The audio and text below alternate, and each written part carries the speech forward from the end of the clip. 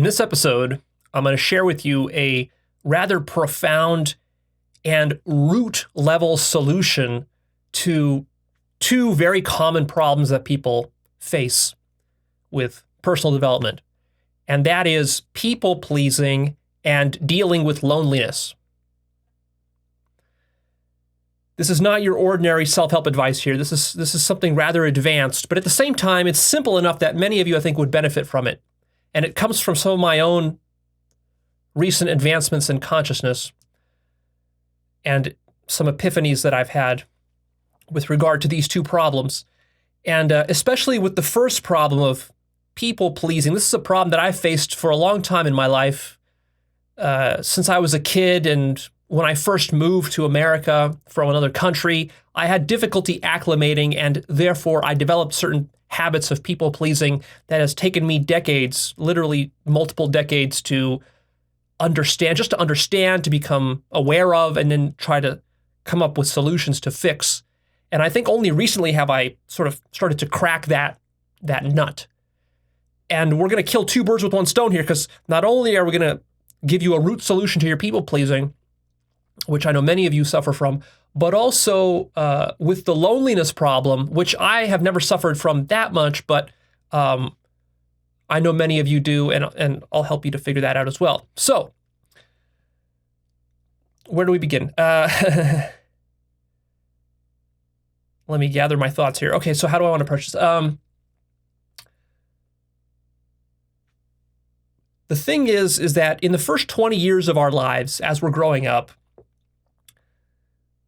we basically start off like animals. Little children are basically like animals. They have the cognitive development of an animal. And then they have to quickly adapt to fit into society. And society is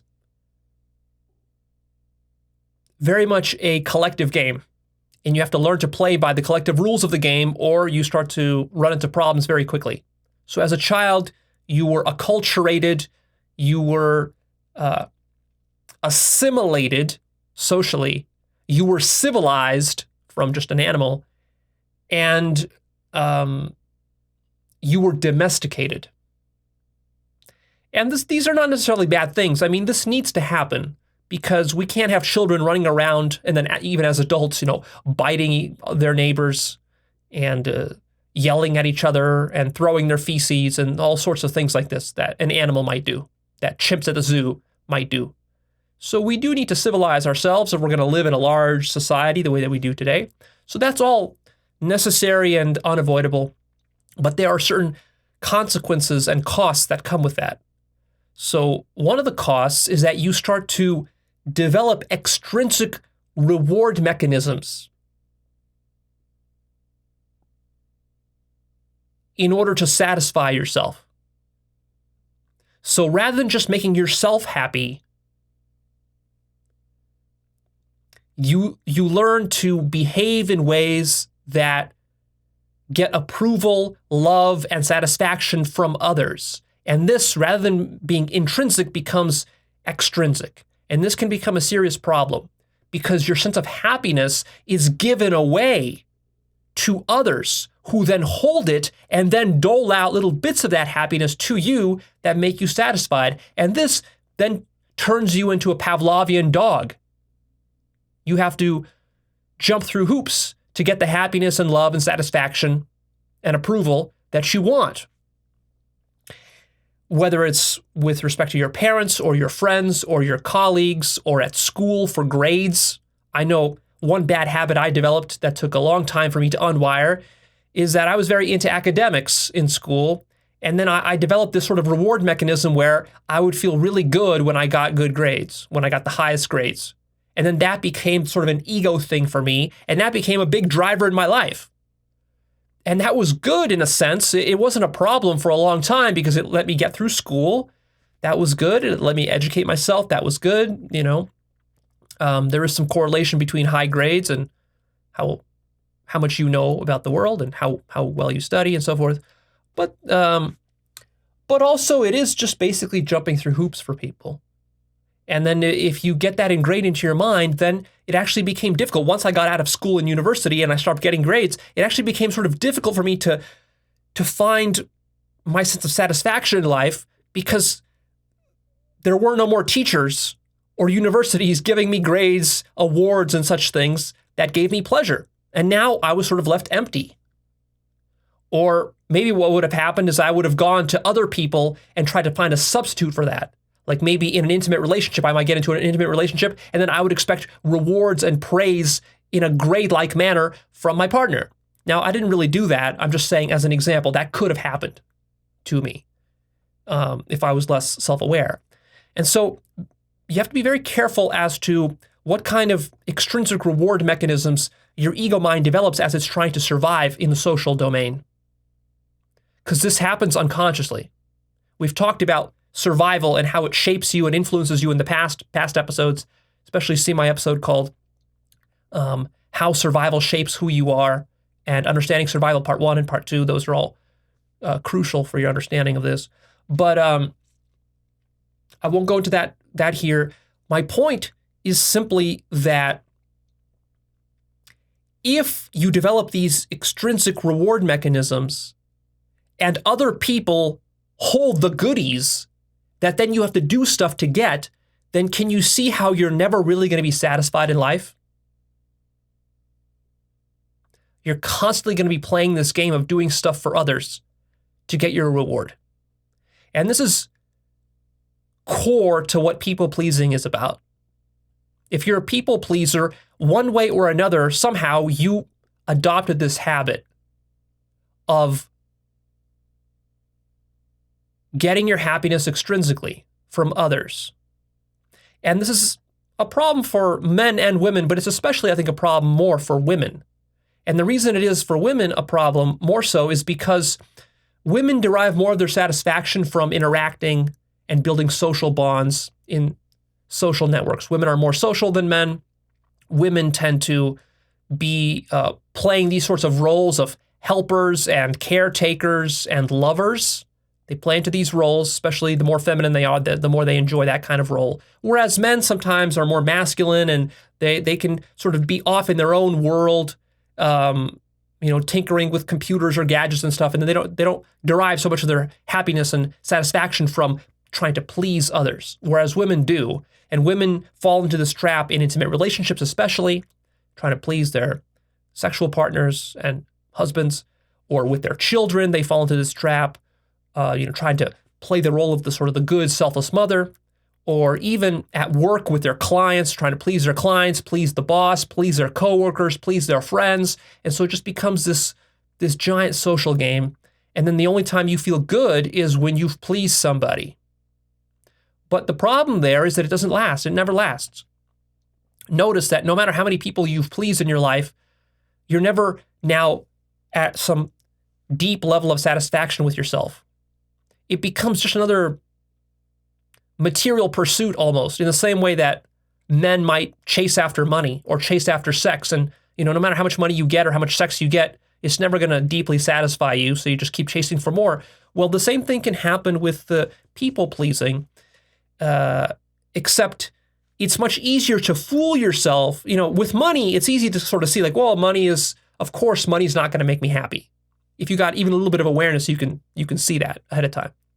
Most people can't, but still, you should be able to. Or with sex, you should be able to see that no matter how much sex you have, it's not going to fulfill you. So hopefully you can see that. But then it's much easier to fool yourself like, well, but aren't I being spiritual when I'm being selfless and trying to serve others? Isn't that the proper way to live life? I thought I was being spiritual. Well, actually, you're not. You're not being as spiritual as you think you are.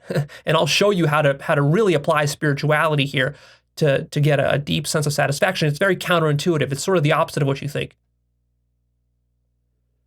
And the solution is to take back control and sovereignty over your own reward mechanism and to make it intrinsic, completely intrinsic, such that you give yourself the satisfaction, the love, the praise, the approval that you want. Now, I'm going to explain this in a lot more detail here, but even as I just say that, already your mind might be objecting and resisting, because in a sense what I'm doing is I'm trying to get your mind to short circuit its reward mechanisms. You've built this extrinsic circuit, which means that I got to do stuff in the world. Stuff has to happen in the outer world. I have to see it happen. It has to match my own standards. And if that happens, then I can allow myself to feel happy. This is true whether you're pursuing business success or sexual conquests or some sort of valuation of the stock of your company that you're trying to hit, or whether you're, a woman in an intimate relationship trying to please your husband or your children. It's all the same thing, structurally speaking. The content is different, but the structure is all the same, right? These extrinsic reward cycles. And so the solution is to just short circuit that entire thing and to just directly go to giving yourself the happiness and love that you want. This is so counterintuitive that I know that when I first heard about this idea, when I first got into self-help over a decade ago, my mind would kind of balk at this idea that I would give myself happiness. I remember I would say to myself, so I was driving in the car and I heard this idea and I would say to myself something like, well, yeah, sure, of course, I can kind of bullshit myself into feeling happy and giving myself rewards, but it's not the same thing as getting an actual external objective reward. It's just like this self-help, new agey sort of bullshit where I'm just kind of like doing positive thinking to make myself feel good, but it's not the real happiness because the real happiness depends on some external condition being met, like X amount of dollars in my bank account, or the kind of sex I'm having, or the kind of people I'm actually serving out there. And so what happens is that we can feel guilty giving ourselves the love and the satisfaction that we want, because we feel like it almost feels like you're cheating when you're doing this. And in a sense, you are. I'm basically telling you how to cheat in life and cut out all of that external shit that you do that doesn't need to be done in order to feel happy and to feel satisfied and to feel loved. But your mind, if it was growing up in a survival situation where you had to, in order to survive, you had to please other people in your family, at school, your authority figures, adults, at church, and so forth.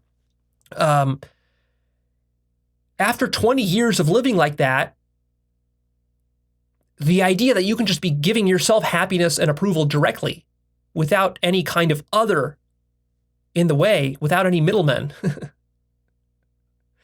this starts to seem like it's crazy. It starts to feel like it's cheating, like it's unfair, and that it's sort of like it's almost too easy. Leo, it's too easy. I like going out there and working hard to get my little dog treat, whatever that is for you, money, sex, approval, love. See? But consider that there's actually something very deep that you're fundamentally missing here. Is that just like I've talked about in my episode, How Authority Works, I've explained how you give away your sovereignty and your authority to others in terms of what is true and what is not true. You look up to authority figures to tell you what is true, to validate for you what is true, rather than going inside and internally, sovereignly telling yourself what is true. Well, the same sort of thing happens with satisfaction and with happiness and with love. You've given away your sovereignty to other people, to various kinds of authority figures, and now you're not really able to be satisfied because you're looking for other people to satisfy you. And you've developed these deeply ingrained habits of working hard, bending over backwards, being a doormat in order to satisfy others.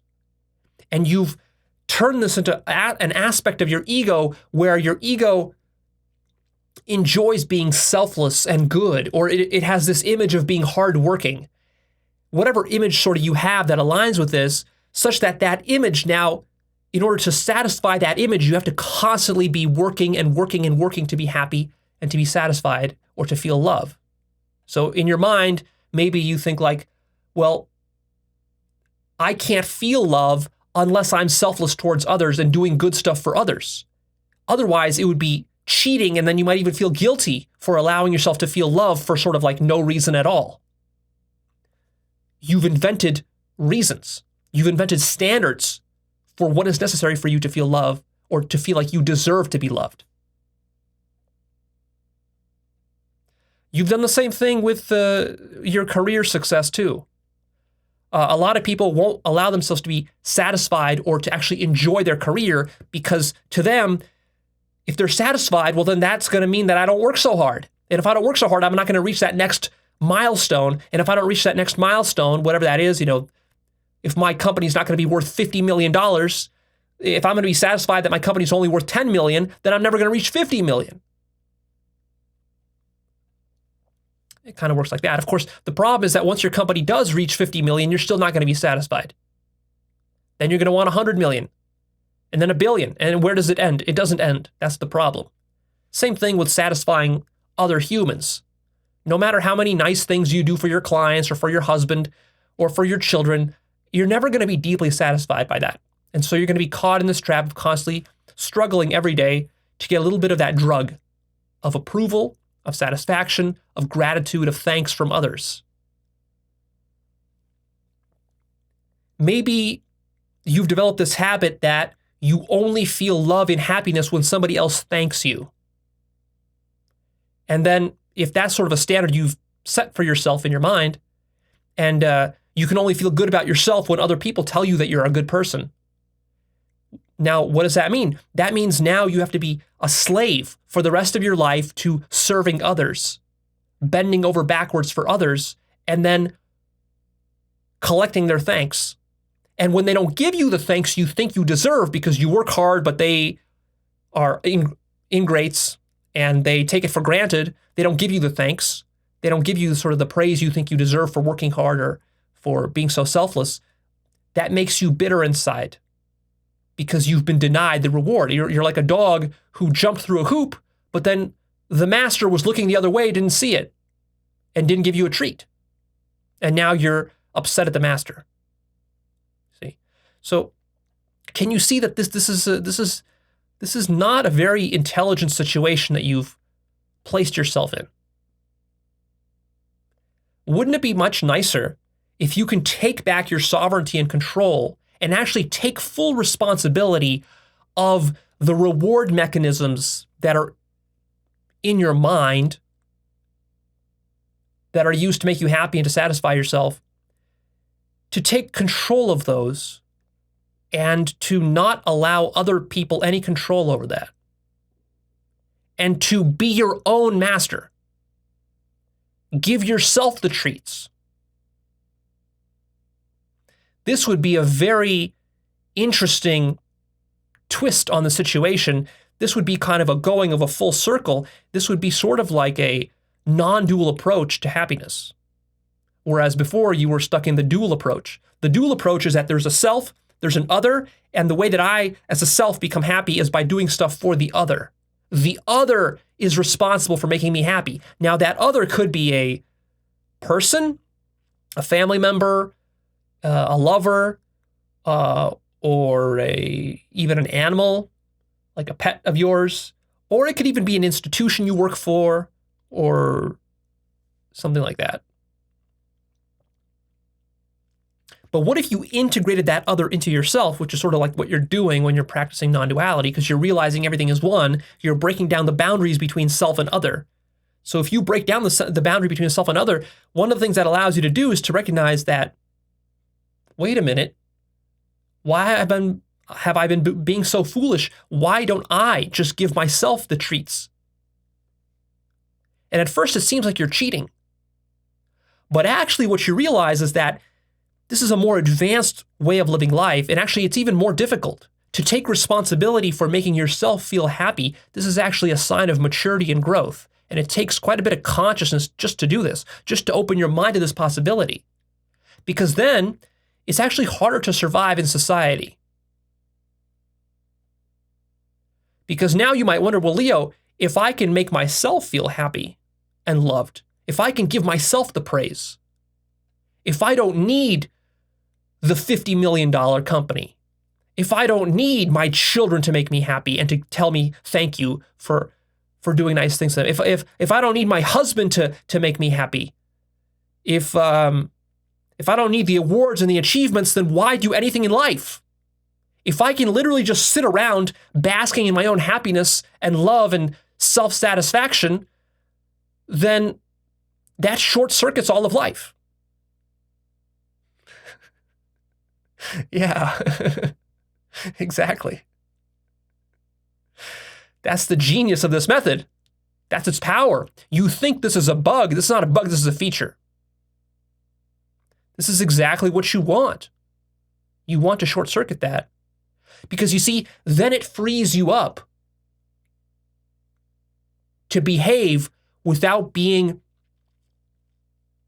beholden to others. Because see, right now, if you're a people pleaser, if you derive your happiness externally, you're actually not acting autonomously. You're a slave. You're acting in ways that you think you must act in order to get the little dog treats that you so crave. Whereas, imagine the following alternative scenario where you took responsibility for your happiness and satisfaction and love. You gave that to yourself. You filled yourself with that. And then you would be so full of love and happiness and satisfaction that it would naturally pour out of you back out into the world. And then you could behave without attachment or fear or being beholden to somebody else, because you truly would be coming from a place of fullness and happiness, not emptiness. Because when you come from a place of desperation and emptiness and neediness, then you're going to try to manipulate others to get them to give you the dog treats you want. But when you no longer need their dog treats because you're already full, then you can act in the highest good. Then you can act according to your own authentic values. Then you're truly free and autonomous. You see? And then when somebody doesn't give you something, it's okay because you're not attached to it. You don't need it. And therefore, you don't get needy with them. You don't get bitter at them. You don't resent them. You don't judge them. Whereas otherwise, you would be doing all those things.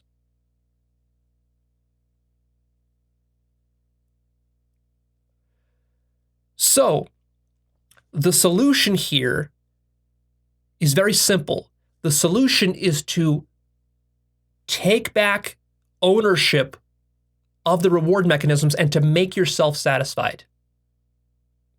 Give yourself the satisfaction. And how to do that, I'll talk about as we keep going. There's a lot more I need to explain here before we get to that. So, I want to share a little bit of how I came to this sort of epiphany with regards to satisfying myself.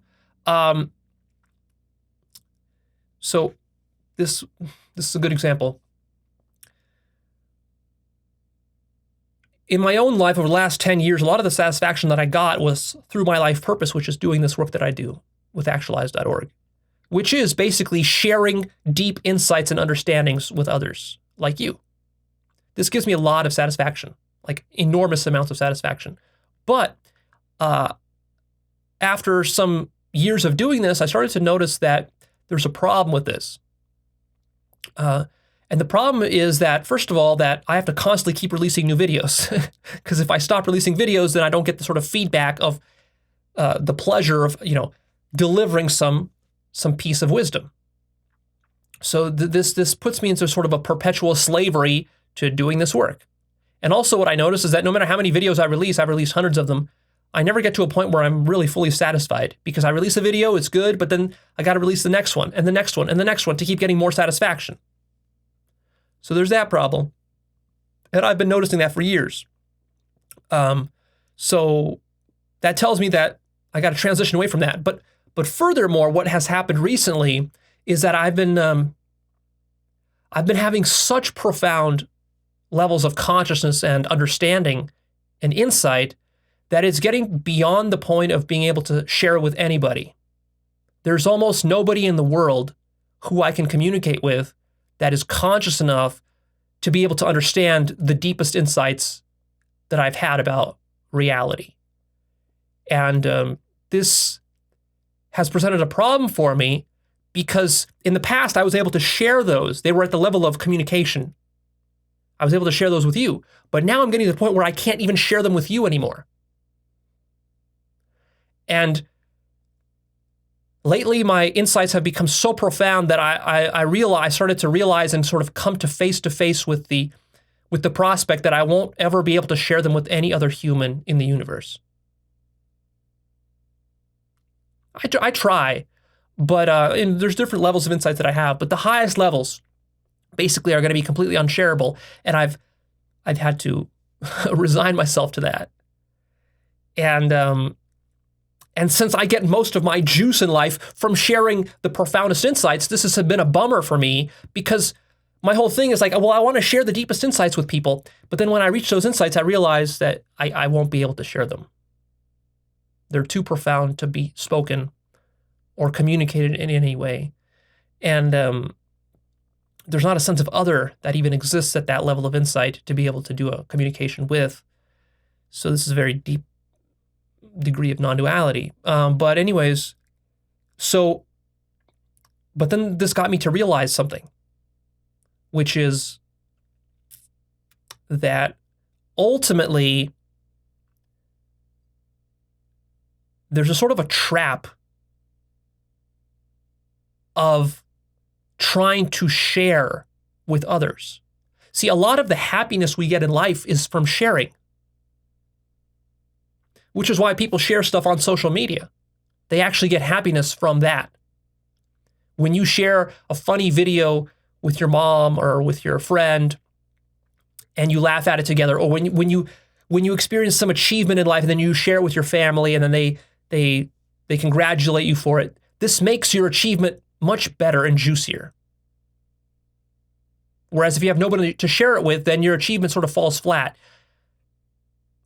Like, what is the point of winning an Olympic gold medal if none of your friends or family or anybody in your life that you love or care about will ever know about it? What's the point? You see, that takes a lot of the juice out of winning an Olympic gold medal.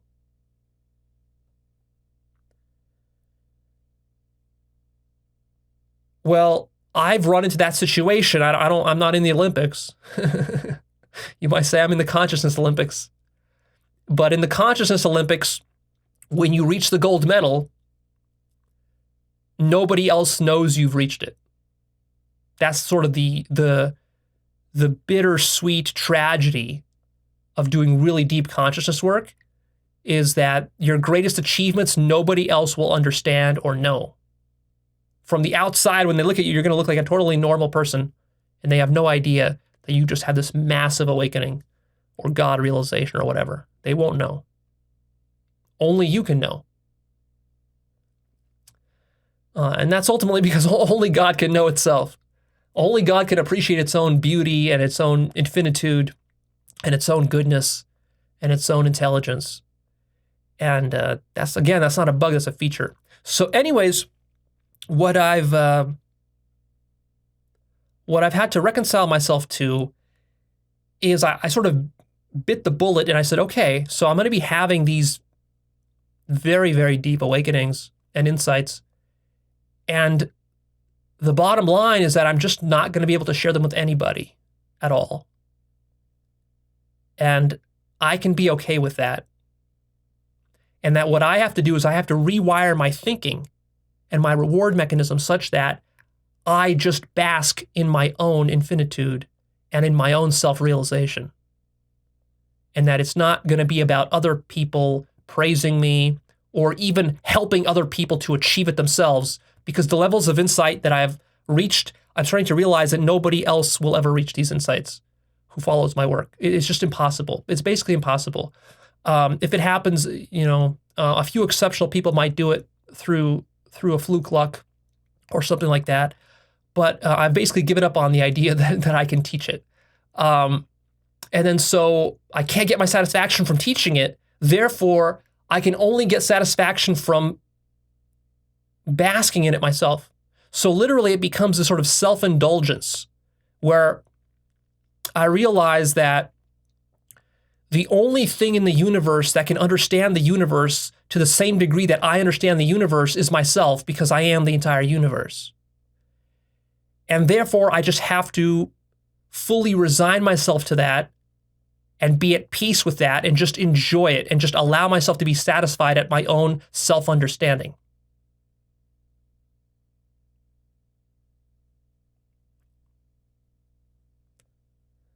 And then so from that, I got the realization that, well, really, that's where true satisfaction and happiness comes from.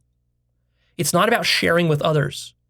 It's not about pleasing others. It's not about getting rewards from others. It's not about achieving anything. It's simply really, what is your capacity for self-satisfaction? That's really what it boils down to. Do you want to be happy in life? Do you want to experience the highest levels of love? Well, then it can't be extrinsic. It must be intrinsic. You must be able to just be able to sit and just to bask in your own joy of yourself and of existence, the beauty of existence that you're conscious of, and just sit quietly, silently, not trying to share it with others or spoiling it by trying to write a book or shoot a video or take a photograph or whatever, but just bask in it. Bask in it. And that's harder to do than it seems, because most of us have been so conditioned that we have this tendency to want to go out there and talk about it, write about it, share it. But when you're doing that, you're actually creating a subtle sense of other.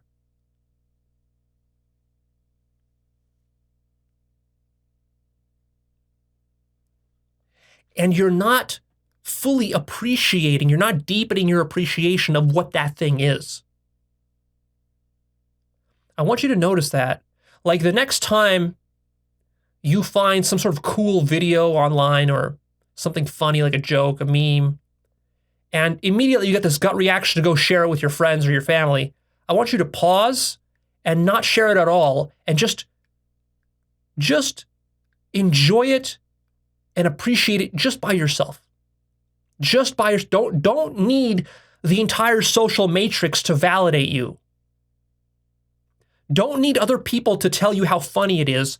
Recognize that it's just really, really funny, if it is, for you. And then don't need somebody else to validate it.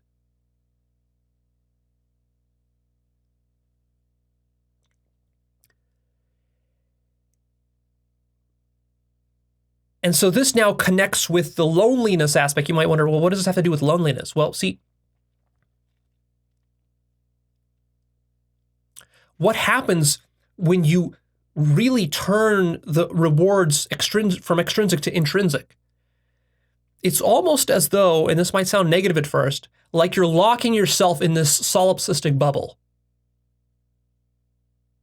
where you are your own source of truth, your own source of happiness and love and praise, your own source of humor. You don't need others to humor you or to laugh with you. If you find something funny, you're fully happy just laughing at it yourself and being the only person in the world to laugh at it.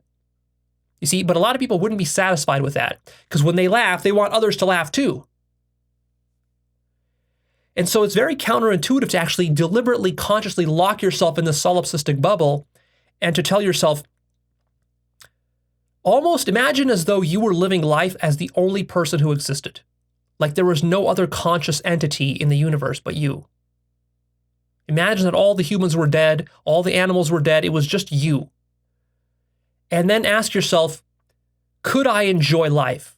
Could I deeply still enjoy life? And if you tell yourself no, that's a problem. That shows you that you've built a lot of extrinsic reward mechanisms. Because, see, that takes away this condition, this sort of thought experiment takes away all the external sources of validation and enjoyment for you. And so, see, you would be forced to find ways to please yourself in this situation if you were the last person on this planet. And you might say, well, that's a horrible situation. That would be depressing. I would want to kill myself if that ever happened. That shows you just how deep of a rot your mind is in, that you would say that. See, what you want to do is you want to reach a point where if you were the last person left on earth, you could be totally joyful and totally happy to live out the rest of your life all by yourself, just basking in the beauty of reality, because reality is still here. It hasn't gone anywhere. There's no people. There's no more social aspect to life. But so what? The social aspect to life is not really where the deepest joy of life comes from. The deepest joy comes from the appreciation of existence itself and the beauty and intelligence and majesty of it. Building that connection, that metaphysical connection to reality, is what spirituality is all about.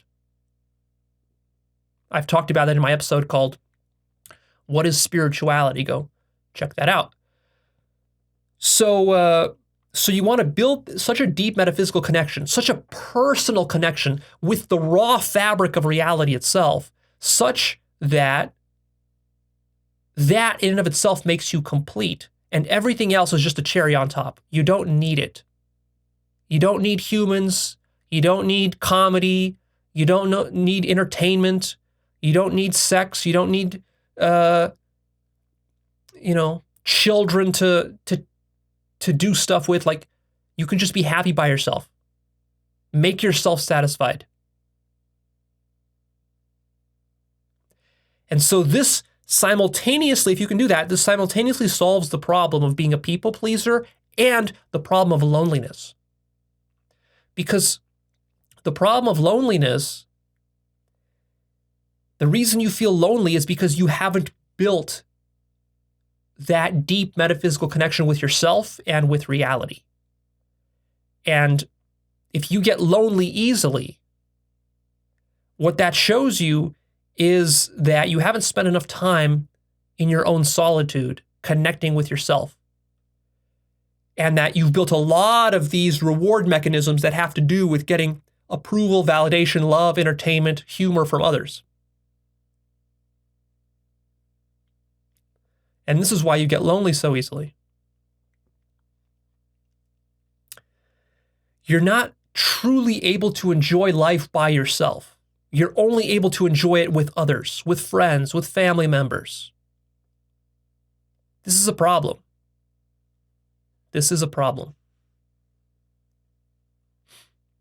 You might say, well, Leo, what's the problem? Because I'm being selfless and I'm sharing with others. I'm giving my life to others, to my children, to my spouse, and to all this sorts of stuff, to my family. So what's wrong with that? Well, what's wrong with that is that you're giving your power away. You're giving your sovereignty away. And you're making yourself a slave to them. And also, remember that they will never, ever, ever be able to validate for you the deepest truth and the deepest form of love and the deepest satisfaction in reality, because that only exists within yourself. That's not something you can share with anybody else. It only exists within yourself.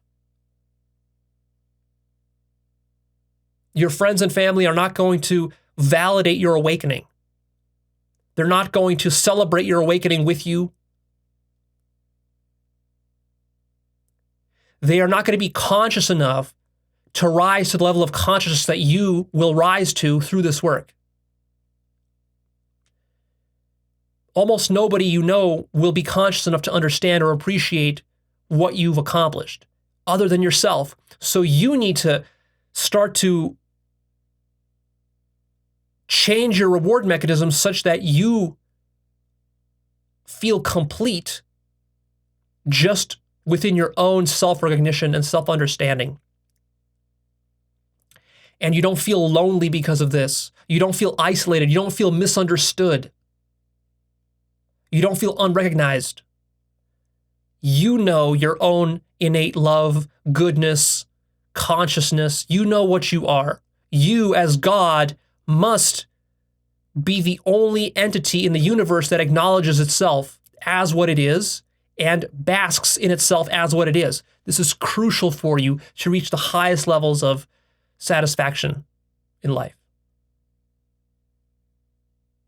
And by the time you accomplish this, you will no longer be a people pleaser and you will no longer be lonely.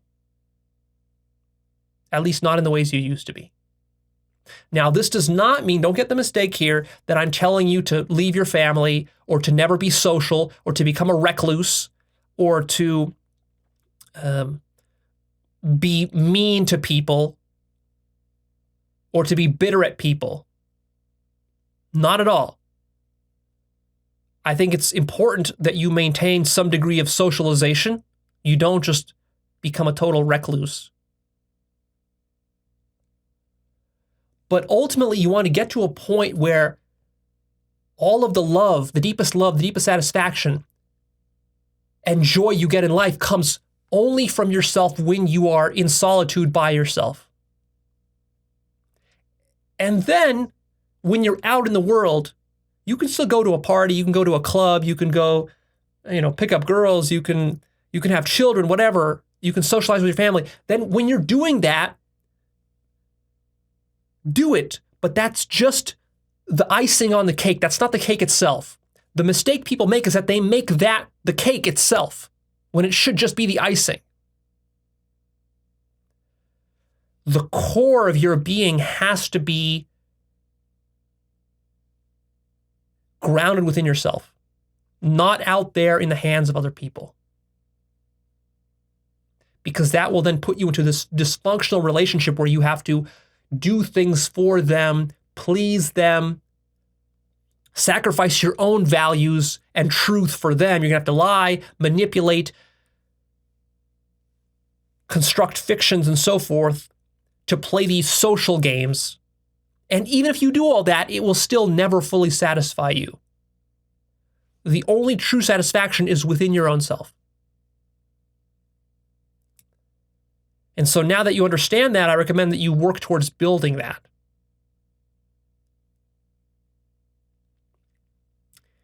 And how do you do that? Well, just basically by practicing feeling love more deeply within yourself for absolutely no reason. Appreciating yourself as this conscious entity that you are. Appreciate yourself as the universe, as God, as consciousness, as infinity, as absolute love, as absolute truth. Appreciate, just by sitting in an empty room, you should be able to deeply appreciate the very fabric of existence itself. That's what spirituality is really about. That then creates the kernel of the happiness in your life around which everything else can be, additions built on top.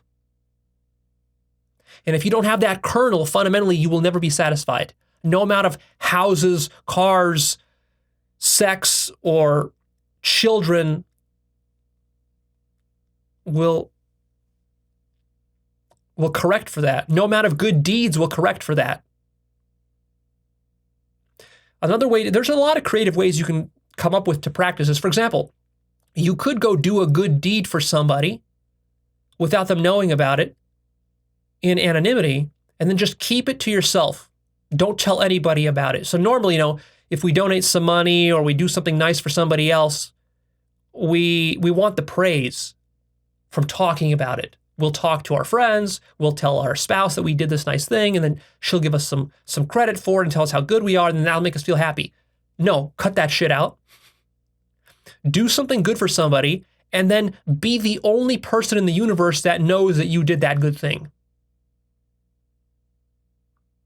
So like maybe, you want to take $500, put it in an envelope, go stick that envelope into your, somebody in your neighborhood block, stick it in their mailbox. And it's an unmarked envelope. You don't put your name on it or anything. And then you don't tell anybody about it. And then when you come back home the next day, when you're sitting there just kind of reflecting on your life, you can just feel good and just bask in the fact that you did that because you were good. You are good. That was an act of your own universal goodness. And derive more pleasure and satisfaction from basking in your own goodness, contemplating your own goodness, than you ever would from anybody praising you.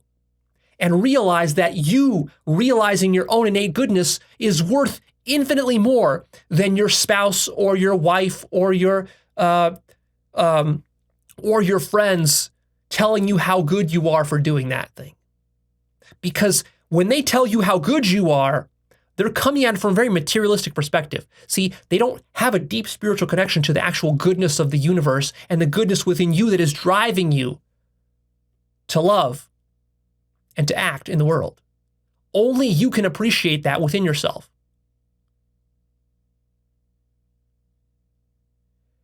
The kind of praise they give you will be superficial praise. You need to realize. And it will be highly dependent upon them and their judgments of you. Because as soon as you do something that they disagree with, they will stop praising you. In fact, you see, maybe you even go and, put this envelope of $500 into your neighbor's mailbox. And then you tell your mom about it. And then she might even chastise you. She might say, oh, but you don't have enough money. You needed that money, for yourself. Or why didn't you give that money to your brother? He's closer to you than you're some random neighbor. Why are you being so selfish and foolish? She might actually tell you that. And then this might kind of make you feel bad because you called her to tell her about something good you did and you expected her to give you some praise for it. And then she didn't even give you the praise for it. She criticized you for it. And then you're going to feel bad. Whereas if you didn't tell her and you just bask in your own goodness, because you know that what you did is good, you know that what you did is selfless, even though others may not know it. So why do you need them to acknowledge you? Just cut that cord, cut that umbilical cord. Stop needing other people to acknowledge your own inner goodness, your love, your selflessness, your consciousness, your intelligence. It should be enough for you to recognize these things simply within yourself, and that's it. And then actually, there's a trick here because this is actually harder to do than you would think because first of all, it requires self-reflection. Second of all, it requires slowing your life down such that you actually have time for solitude. Most people don't. Most people don't have time to even contemplate the good things they've done this week because they're too busy chasing the next good thing. They can't even appreciate themselves. They aren't even grateful to themselves. That's how absurd this situation is. If you can't be grateful to yourself for the good things you do, how can you expect others to do so for you? You see, you yourself don't even recognize your own goodness, innate goodness. And then you get bitter at others for not doing it. And of course, others don't recognize it in themselves either, because to recognize one's own innate goodness, this takes a high level of consciousness and maturity. Most people feel so unlovable, so broken, so undeserving, so guilty that they don't even allow themselves to give themselves praise. Because the survival conditions they were raised in were so severe that was considered a luxury. So a lot of people motivate themselves by browbeating themselves, by telling them how shitty they are, how bad they are. And then this becomes an entire attitude and way of life. You feel bad about yourself, even though you do good things, but it's never enough.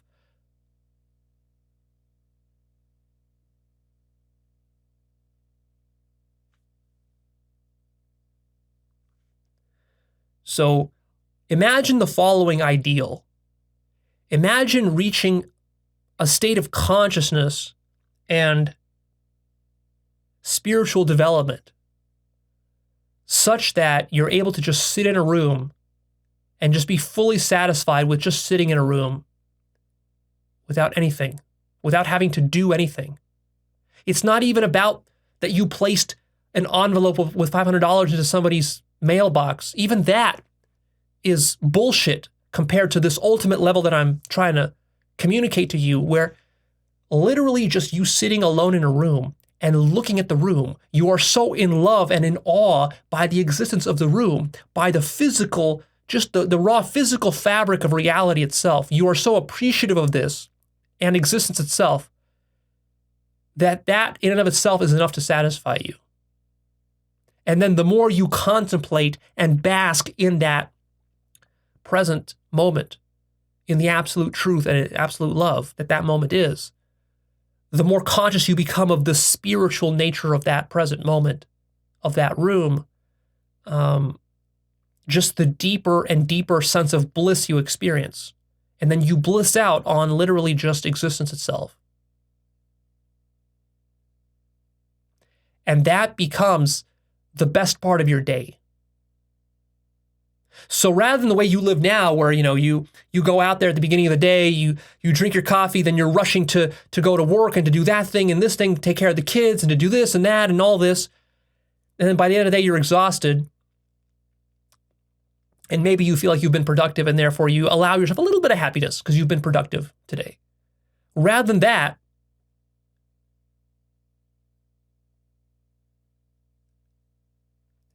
the external activities you do in your day, these will actually be distractions to just coming back home, sitting in a room by yourself and just basking in the glory of existence that you are.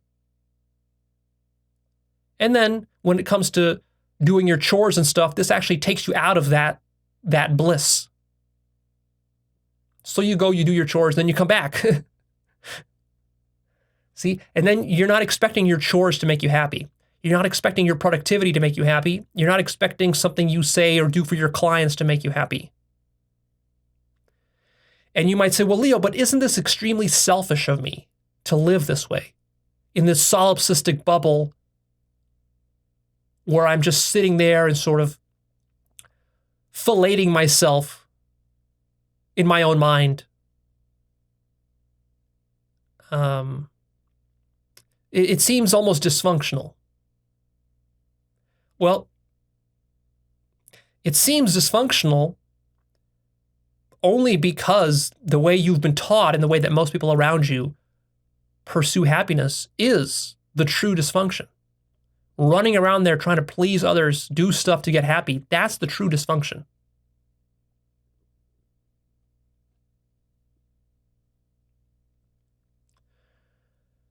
What you're not understanding is that if you're able to reach this level of happiness and self-satisfaction that I'm talking about, when you do go out there and do your chores and interact with others and socialize, which you'll still do, when you do those things, you will be coming from a such deeper place than you are now.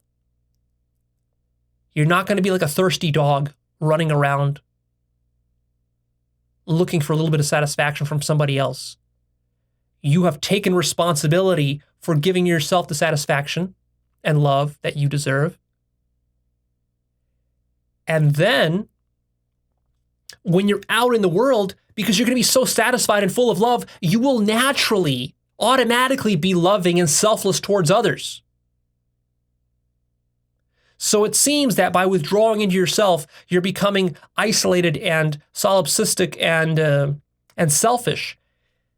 Yes, for a certain period of time, it might be that way as you withdraw and cut off some of those social connections. You're not maybe going to be there for your friends and family as much as you would have otherwise when you were their little lapdog. That's true. But later, you're going to come back on your own terms as a truly sovereign, conscious being. And then, after having helped yourself, now you will be able to be in a position to help others.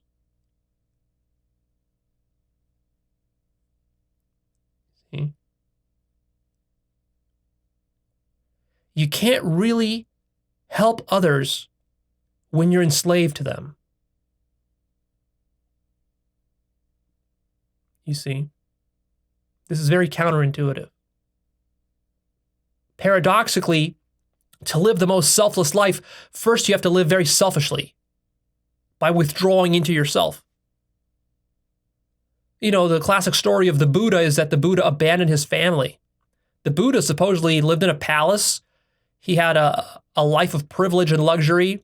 He had a family. He had his, people had extended long families, wide families back in those days. They had, he had a whole palace full of probably family members, uncles, aunts, fathers, mothers. He had a wife, he had a child.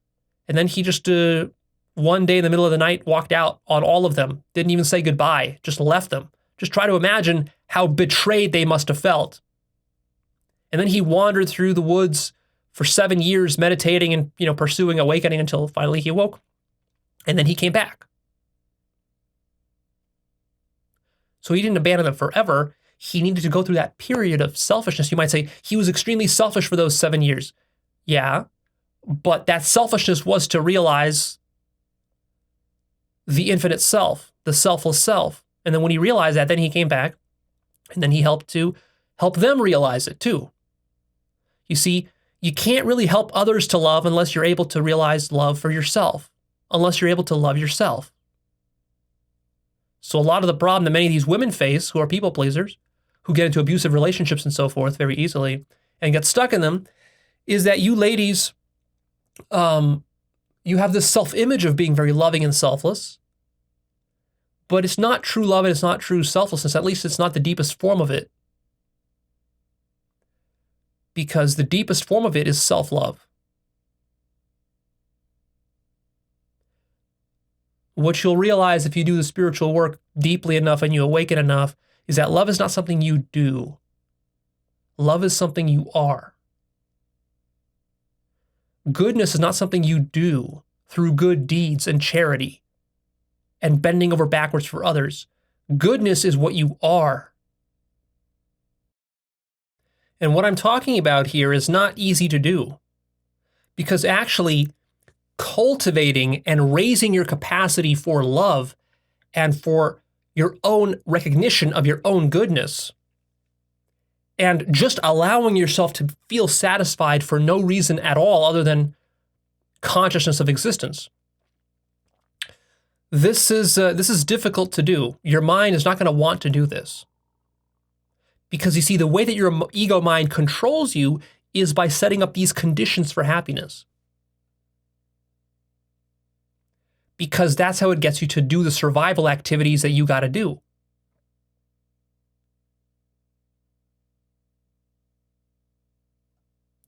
And the fact that you need to trick yourself in this way in order to get stuff done in the world, this shows you that you don't have the highest level of motivation.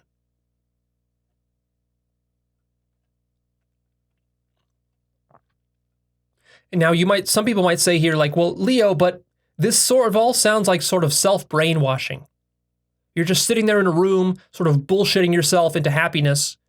And that's not truth. That's just some, new agey, wishful thinking type of stuff. It's just positive thinking. Whereas if I have to go out there and build a $50 million company, that's objective. That's tangible, you see? And so when I get happiness for building that company, for getting $1 million, or for having sex with some hot person, or for raising a couple of beautiful children, this is tangible material stuff. And therefore, that's what deserves the true satisfaction, not just sitting in a room doing nothing. That's like cheating. Well, this is actually sort of a deep part of the materialistic paradigm, is thinking that the material stuff out there is somehow more real and more true than your own inner nature. And actually, the situation is the opposite of how you portray it in your materialist worldview. It's not that your $1 million is what's objectively real, or your children, or the good deeds you do for charity or something like that. The truest thing, those are all illusions. The truest thing is your own existence, your own consciousness, your own God nature, yourself as the universe, your own intrinsic beauty. That's the real truth. That's absolute truth. And everything else out there in the world, the external material stuff that you think is objective, that's all derivative stuff. That's all second order stuff. All of that stuff only has meaning and existence predicated upon the fact that you exist, that you have consciousness, that you are God, dreaming up this universe. Those are all figments of your dream. And so what you need to do is you need to recollect your sovereignty, recollect your sovereignty, and then use that as the anchor point from which then you take action, from which then you emote, from which then your thoughts come, and from which then everything else you do in your life comes. And if you do that, you will overcome the problem of people pleasing, and you will overcome the problem of materialistic chasing of endless things that never really satisfy you, and you will overcome the problem of loneliness,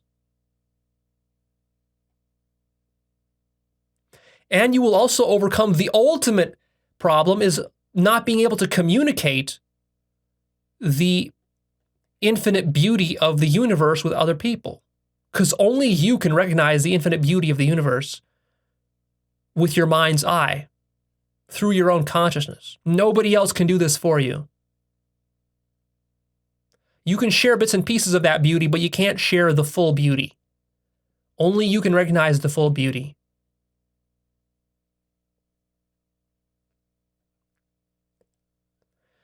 Now, there are many ways that you can begin to practice this.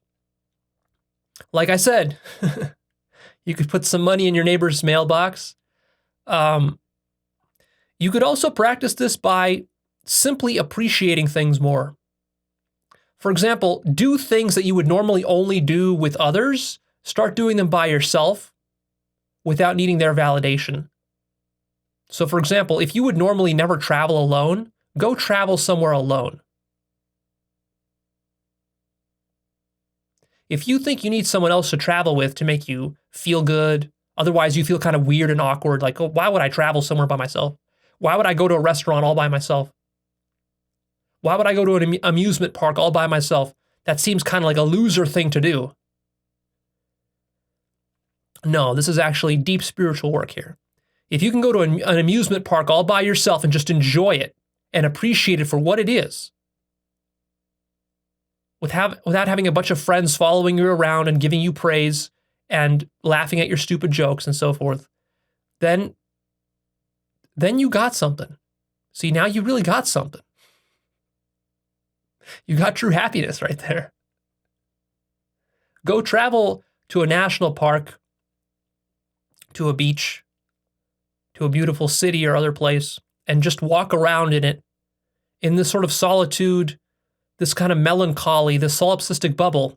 Don't talk to anybody, just walk around and just appreciate. Look around, appreciate the beauty that's there, and bask in it, and let that satisfy you. Let that be enough for you. And keep building and building upon that until it can give you almost orgasmic levels of pleasure just to do that. And then when you do go on a trip with somebody else, you will appreciate it so much more than you ever had. I'm not saying that you never, go on trips with other people. I'm just saying that you can turn this into a sort of a practice to build yourself up, to train yourself up, and then you're still going to be able to socialize. In fact, I recommend you do still socialize. But just do it from a deeper place. Do it from a place of satisfaction, not a place of desperation and neediness. And you can find many other ways to deepen your satisfaction. For example, eating food. Go to a nice restaurant, a really nice restaurant in town, all by yourself. Order a really nice piece of whatever you like to eat. Maybe something a little exotic that you would normally eat, that you would love.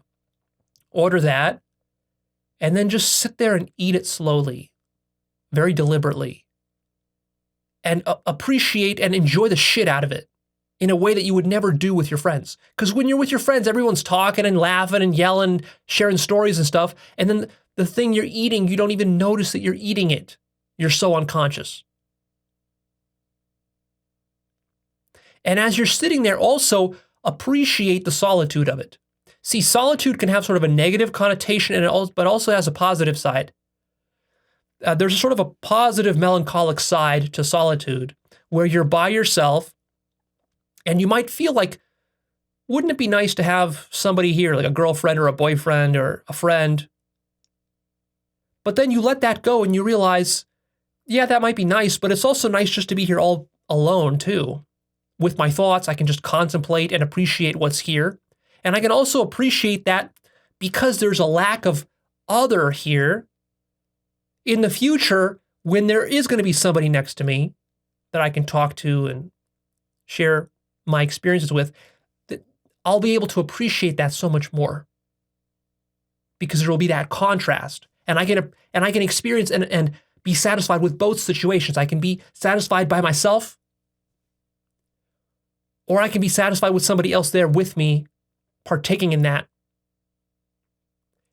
And then only when you're coming from that place are you truly sovereign and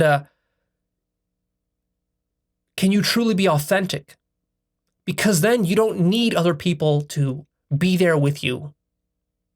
You don't need to control and manipulate other people. If they come, they come. And if they don't, it doesn't matter. You can still enjoy yourself. Go to the movies by yourself if you never do. And enjoy it. Enjoy it just as much as you would with friends. Enjoy it even more than you would with friends. Because your friends are talking over you and eating food, just causing distractions. Enjoy it. And then when you're done watching it, don't talk about it with anybody. Just enjoy it in your own mind. Maybe you saw an amazing movie, something amazing happened, and then your instinct is to, text your friend and tell them about it. Resist that. Don't do it. Just appreciate that movie as it is by yourself. Because look, the fundamental truth is that in the end, you are the only conscious entity in the universe. And so if you don't appreciate the universe, who will? Don't expect your dumb friends who are all unconscious to appreciate the universe at the level of depth that you can. Ultimately, what we're doing here is I'm trying to guide you towards a very deep, profound appreciation of existence and reality, and that can only be done by you. It's not going to be done by your friends and family. They will not do this work. They will take all of existence for granted. They will even take good things for granted. You can go to a great movie with your friends, and then when you're walking out with them, one of your friends, because he's just an ungrateful asshole, he's going to be criticizing it and judging it, not appreciating it, even if it was really good. And he's going to be raining on your parade.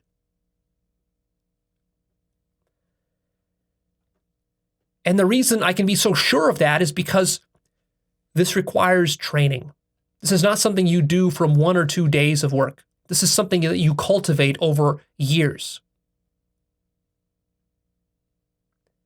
And most people are not going to do it.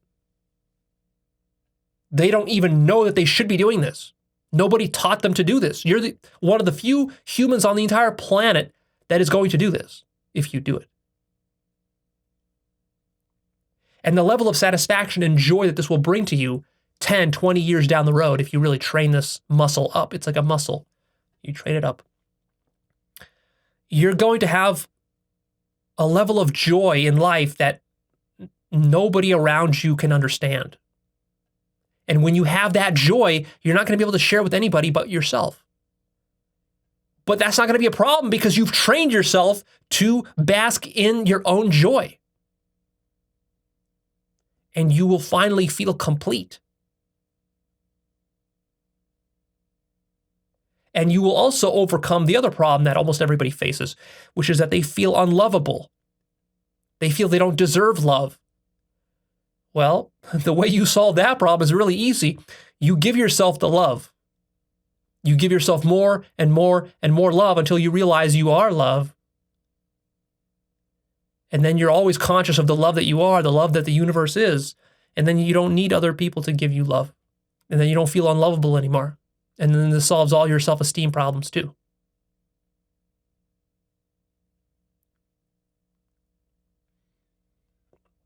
It's very counterintuitive because you see, the ego mind has co-opted true love and happiness and satisfaction to use it to manipulate you to do its survival bidding.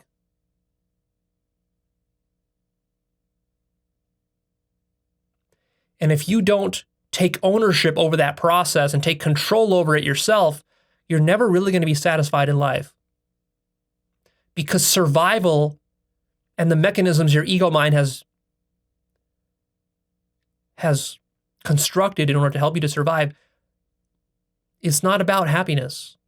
It's just about surviving. Which is why no matter how good you are at surviving, it's never going to make you happy. It's not designed to make you happy. The only thing that can make you happy is your own cultivation of satisfaction within you, your own self-love, your own recognition of the beauty that is all around you.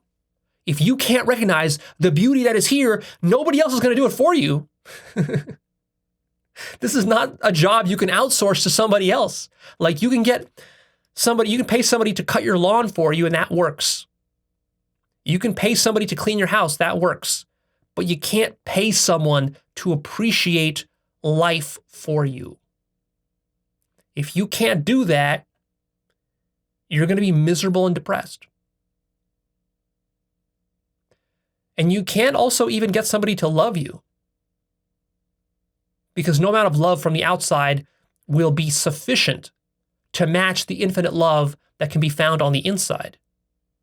And you will not be satisfied with anything shy of infinite love, because that's what you are. And until you realize that, you will never be satisfied. Because deep down, consciousness knows what it is, and consciousness is seeking to reunite with its true nature, which is infinite love. And beauty, and intelligence, and goodness. These are all things inside of you, but they have been so obscured by layers of social conditioning and fear and guilt and shame and bad habits and survival programs and indoctrination and bad beliefs that you got from teachers and parents that you're out of touch with your own divine nature within. You see, you got to discover that. And when you discover that, that's what you really want. All the external stuff you've been chasing has just been a poor substitute for what you were really looking for. The divine nature within. And when you discover that, that is the root solution to people pleasing and to loneliness.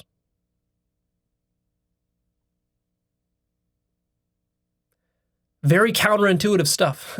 See my episode called The Counterintuitive Nature of Life, where I give many examples of counterintuitiveness. Well, this is one of those. Add this example to that list of counterintuitive things. So now that you know all this, what are you going to do about it? Are you going to actually do the work to cultivate this? Because if you don't do the work, nothing's going to happen. 10, 20 years will go by and you will be as miserable as you've always been, even more so. Because then in 20 years, you're going to be wishing you did what I told you to do here. But then it's going to be too late. So start now. Come up with some ways to start to practice this. And then, of course, ultimately what you need to do is you need to have some awakenings to your own true inner nature as love, as goodness, as God, as absolute truth. And then that will make you more present, more grounded, and more appreciative of the beauty that is here. See, that's going to build that metaphysical connection to reality. And then ultimately what happens is that you start to appreciate reality itself more and more and more and more. Even like, I don't know, like these days when I look at a fork, I can just look at a fork and just sort of marvel at the intelligence of a fork. Now, this might sound absurd to some of you newbies here. I know that if somebody told me even 10 years ago or 5 years ago that a fork has any intelligence to it, I would have thought you're crazy, you're some sort of new age idiot or something like that, talking about the intelligence of a fork. These days, when I look at a fork, ordinary dinner fork, it's exactly the opposite. It baffles me that most people can't see the infinite intelligence in a dinner fork. So everything gets turned upside down. And then life just becomes so profound.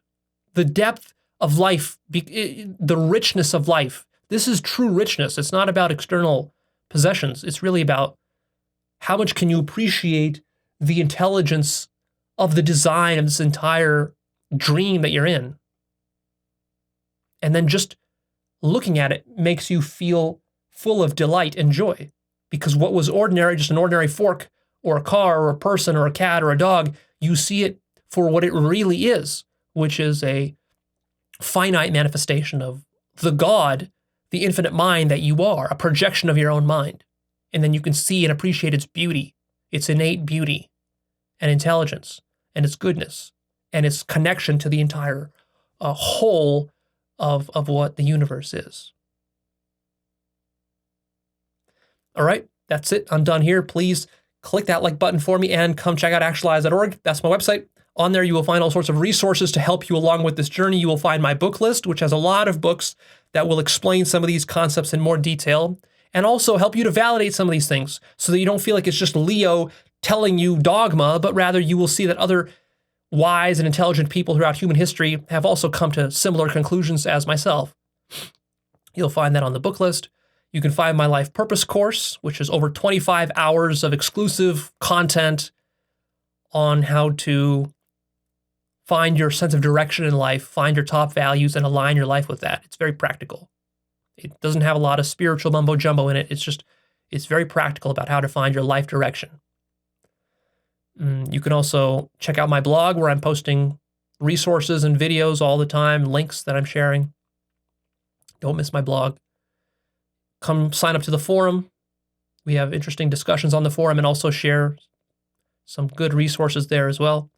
You can support me at patreon.com/actualized with donations. I appreciate those. Thank you for those.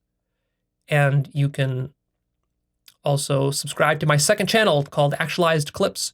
My editor is doing a great job posting 10-minute clips of all my videos there so that they're easier to share, easier to reference. You can link them in your notes easier than these giant multi-hour long episodes that I do on the main channel. So subscribe to that and make use of that resource.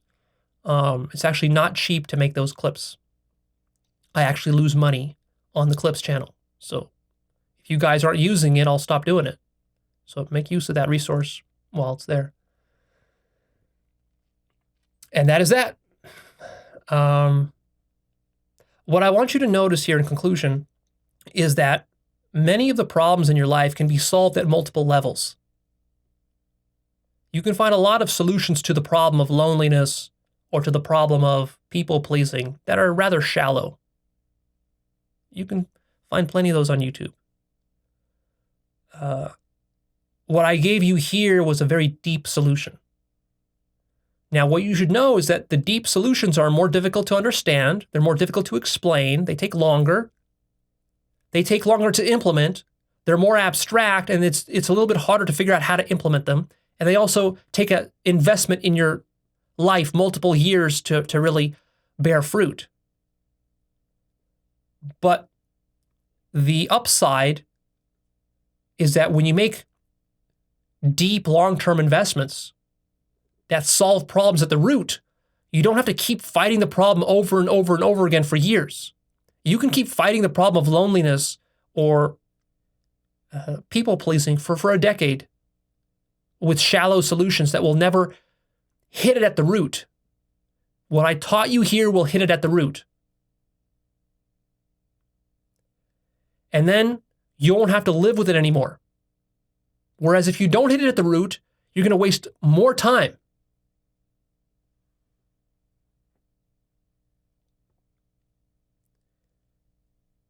And it might stick with you for the rest of your life. And you'll be frustrated because you'll be wondering like, well, but I did this shallow solution that I heard in some video somewhere or read in some book, and it didn't really work. And I still got a problem. And then you might start to think, well, self-help doesn't really work. It does work if you do it deep enough, if you really want to get serious about it. But if you just want to play around on the surface level, then you're probably not going to be pleased with the results from your self-help work. So again, like I've said in the past, life is designed such that you're going to get what you put into it. So the question is, how much do you want to put into it? And really, The question then is, how much do you want to get out of it? How deep do you want your life to be? Do you want to have a really deep, profound experience of life?